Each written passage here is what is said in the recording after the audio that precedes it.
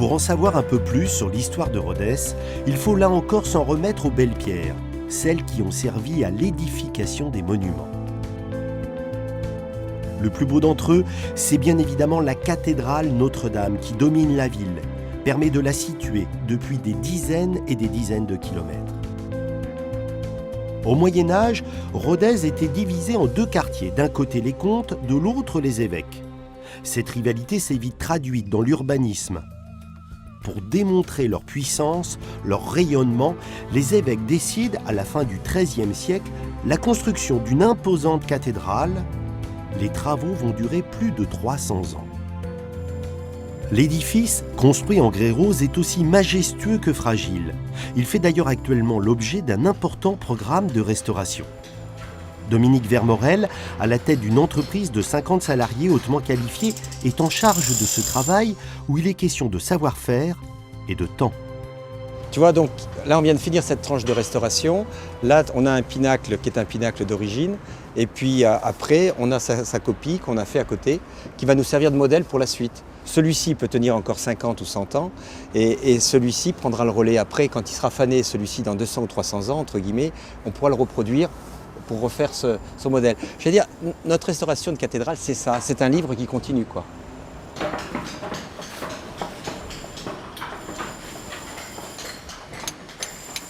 Il vous arrive de penser au chantier que ça devait être au Moyen-Âge quand on a bâti cette cathédrale?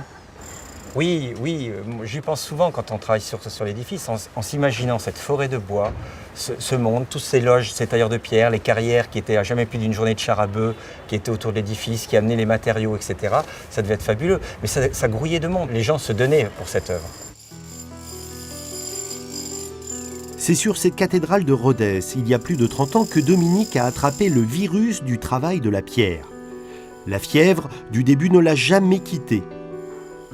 Mettre ses pas dans les siens, c'est l'assurance de découvrir des détails invisibles, des lieux improbables. Quel endroit incroyable, on est où là? Alors on est sur les planètes là. Les planètes, c'est un Ouais, drôle de nom. bah oui, ça s'appelle les planètes, parce que je pense qu'on est un petit peu dans un univers un peu différent, tu vois, on est un petit peu entre ciel et terre là.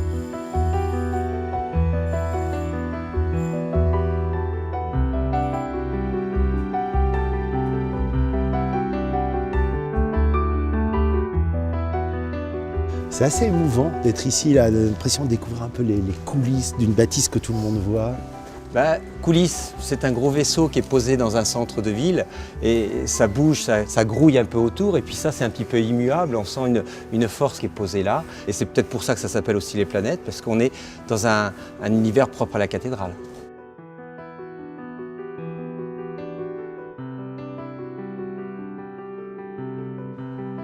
Moi j'ai toujours été très émerveillé, impressionné par les gargouilles. Leur mission, c'est quoi? C'est d'évacuer l'eau. Bah, oui, elles gargouillent, hein, c'est l'eau qui passe à travers leur corps. Tout est fonctionnel dans une cathédrale. Quand on voit une moulure, quand on voit quelque chose, c'est pour évacuer l'eau. Les gargouilles, elles doivent évacuer l'eau, donc projeter l'eau au plus loin. Donc c'est pour ça qu'il y a 1 mètre, 1,50 mètre au-delà de l'édifice, en sachant qu'il n'y a qu'un tiers à l'extérieur et les 2 tiers sont à l'intérieur.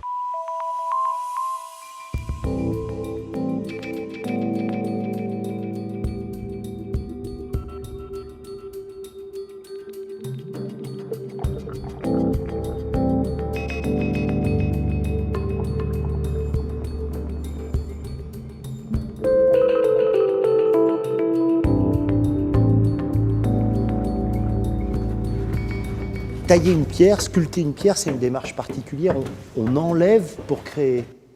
Oui, où on recherche à l'intérieur ce qu'il y a aussi. Mais c'est vrai que quelque part, c'est un combat avec le matériau, parce qu'il faut enlever tout ce qu'il y a autour pour trouver ce qu'il y a. Mais on le trouve avec des tracés, avec des dessins. Tu es capable, en regardant une pierre, de savoir, je ne vais pas dire qui l'a taillée, mais peut-être au moins la région où elle a été taillée. Quand tu dis qui l'a taillé ici, on sait si c'est un droitier, si c'est un gaucher, Ah ouais? comment il a attaqué sa pierre. Là, toutes les pierres que je regarde autour de moi, je sais comment il a entrepris la pierre. Il existe aujourd'hui des machines qui sont capables, avec des lasers, un dessin 3D, de découper, tailler la pierre. Tu en penses quoi, toi, ça? C'est-à-dire on enlève on enlève la main de l'homme et le savoir et l'esprit que doit avoir l'homme. C'est-à-dire ces pierres de cathédrale ou ces pierres de bâtiment, elles étaient faites avec cette imperfection. Et la force, c'est cette imperfection. Si demain, on a ces machines qui nous enlèvent ce métier-là, on ne fera plus des pierres de cathédrale avec ce même esprit. Ces pierres, elles sont chargées de quelque chose, elles sont chargées de la main de l'homme. On a ce passé, on le vit au présent et c'est pour laisser pour le futur. De long en large, de bas en haut. Dominique connaît les moindres recoins de cette cathédrale, les endroits les plus insolites.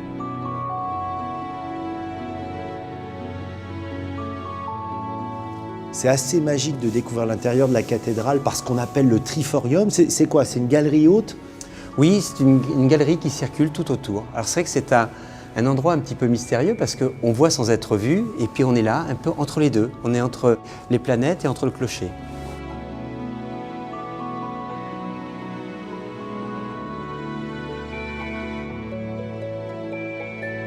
Et que serait la cathédrale sans son fameux clocher? Suite à un important incendie au XVIe siècle, les évêques décidèrent en effet de reconstruire une nouvelle élévation encore plus haute, encore plus ostentatoire. Avec ses 87 mètres, le clocher de Notre-Dame de Rodez détient le titre de plus haut clocher plat de France.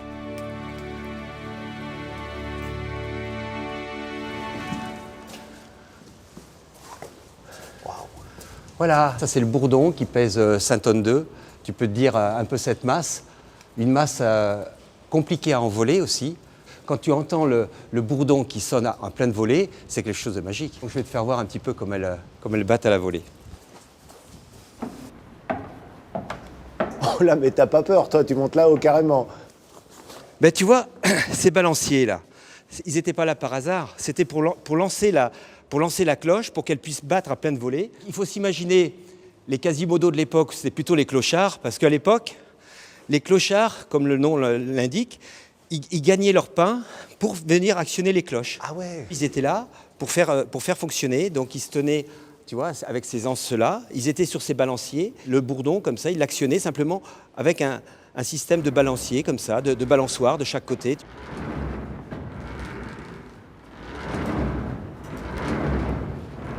Et puis les gens descendaient, finir à la corde, en partie basse, pour pouvoir donner à pleine volée le son des cloches vers le bas.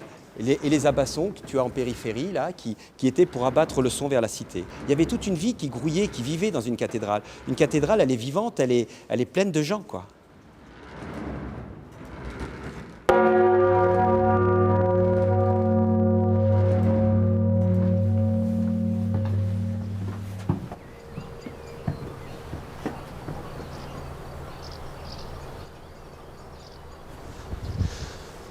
Je vais vraiment de surprise en surprise.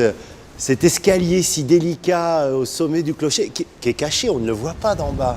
Cet escalier qui s'envole, et c'est un escalier ajouré, qui est d'une finesse et qui monte jusqu'à la dernière planète. Et voilà.